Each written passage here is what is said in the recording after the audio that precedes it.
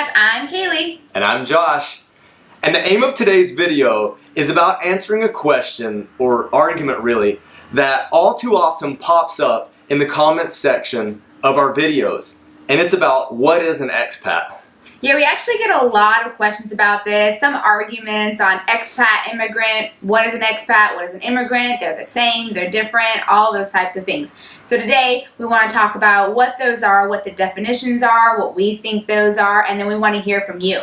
That's right. So first of all, an expat is just short for expatriate. All it means is someone who lives outside of their native country. That's right, and the origins are actually medieval Latin, ex meaning out of, and patria meaning native land or fatherland. So really the gist is, you do not need to be a certain nationality, a certain color, or speak a specific language to be an expat. The waters do get muddied when you bring in the term immigrant. So what is the difference between an expat and an immigrant? Well, by definition, an immigrant is a person that comes to live permanently in a foreign country. Yeah, a migrant and an immigrant carry the connotation that there's work involved, where the word expatriate or expat is broader in a sense, that a retiree can be an expat. Right, so there's no work involved there. That's just someone who has chosen to leave their native country and live outside of their native country, right? Yeah, that's it. Semantically speaking though, the word expat and immigrant carry very different connotations. Expat is viewed as more elite, affluent, not involved in local culture on a negative side, whereas immigrants are viewed as maybe lower class, low wage, and lacking in education.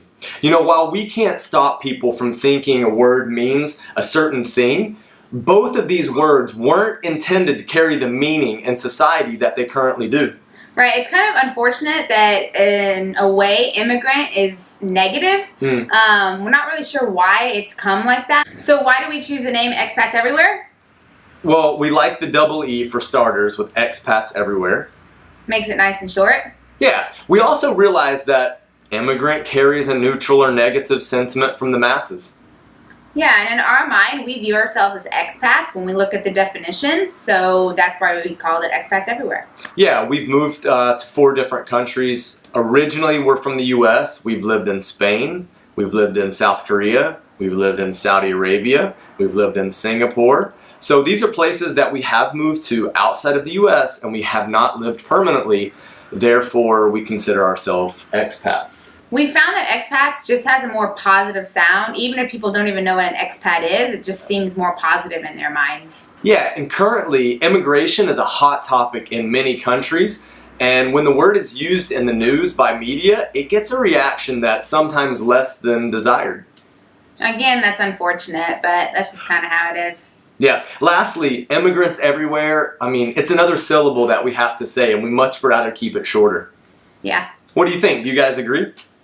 So that's what we think about expats, expatriates, and immigrants, the difference with that. You let us know what you think in the comments below, and don't forget to subscribe. See you guys.